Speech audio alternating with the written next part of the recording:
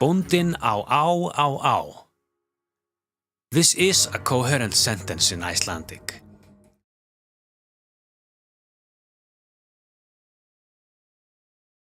Welcome to this series. Let's start with an old children's song. We, the Icelanders, all sang this one back in kindergarten.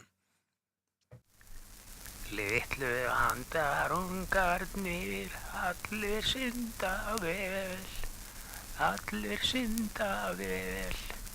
höfuð nei í djúpið og hreyfa lítil stél, höfuð nei í djúpið og hreyfa lítil stél.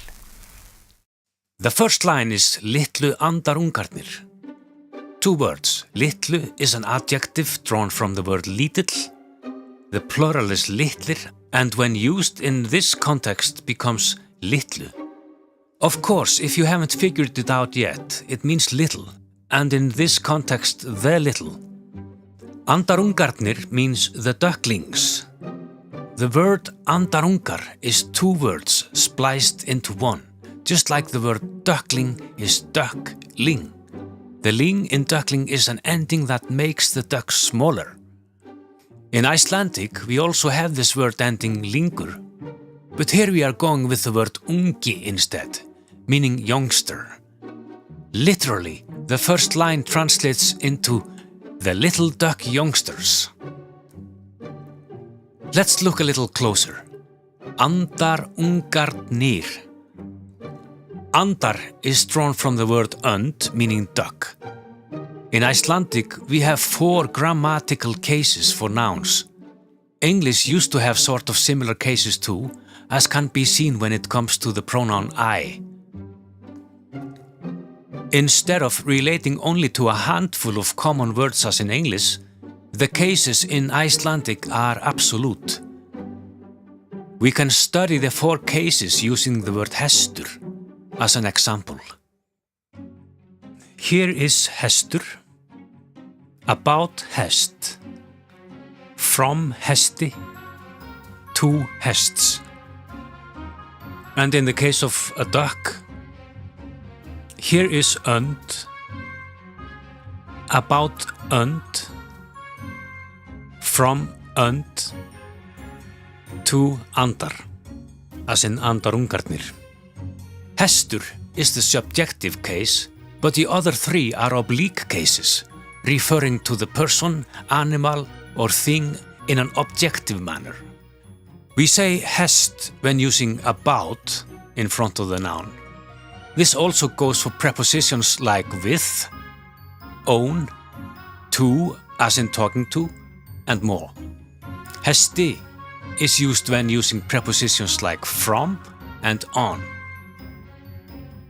Here you may notice that the Icelandic word á has appeared twice, meaning both own and on. That's not even the half of it. Á can mean many things in Icelandic. Take this for example. Bóndinn á.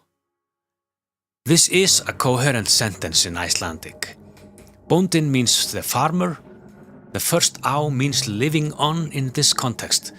The next capital Á is the name of his or her farm, and the farm is called river.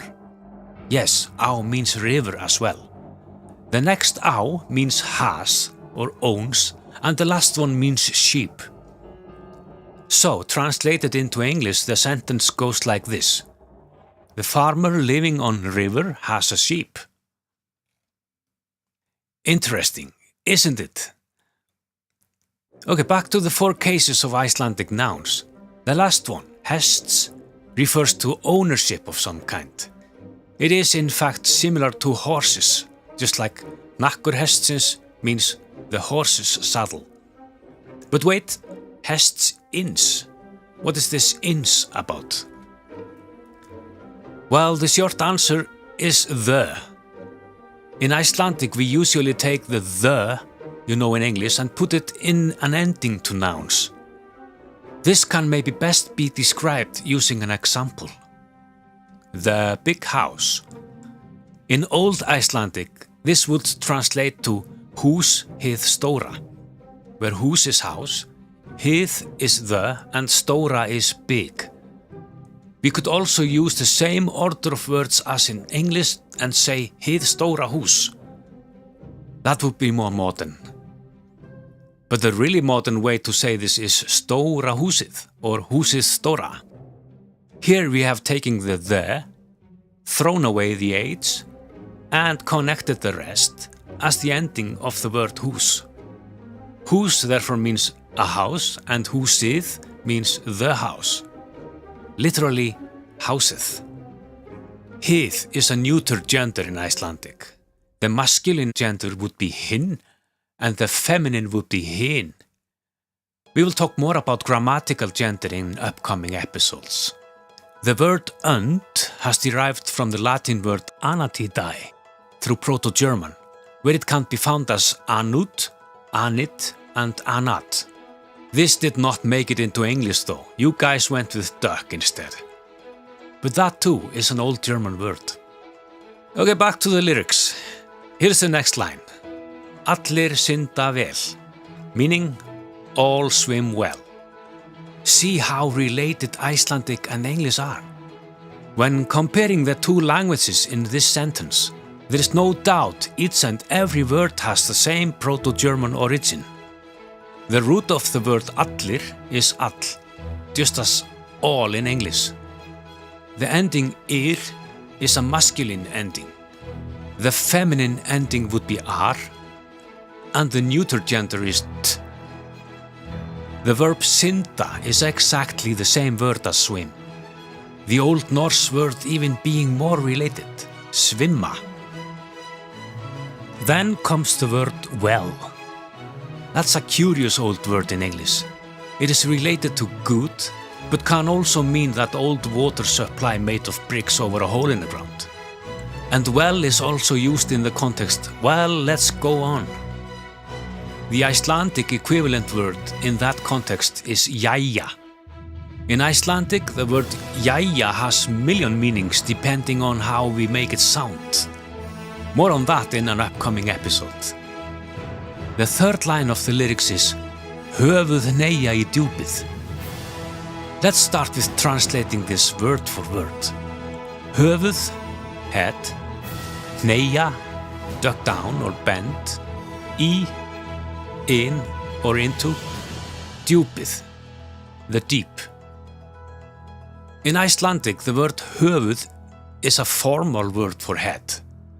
The more casual word you will hear Icelanders use is haus, and both are directly related to head through Old German. Hneigja comes from Old German as well, neke, neie, but I don't think it made it into English in any form. Another similar word in Icelandic is beygja. It means the same and is certainly related to bend in English. And the word band has no doubt something to do with it. The word í means in or into. Djúpið, the deep. Totally the same word here. The Icelandic root is djúp, and then there is this ending ið, meaning the, as we discussed before. The last line of the first verse is og hreyfa lítið stél. Og means and, hreyfa means move, lítill means little. The root is lít, just as seen in the English word. But this word takes on many types of endings in Icelandic, depending on the context. Stél is tail. Obvious connection there, ain't it? Take away the S, and you get tjel, which is very similar to tail.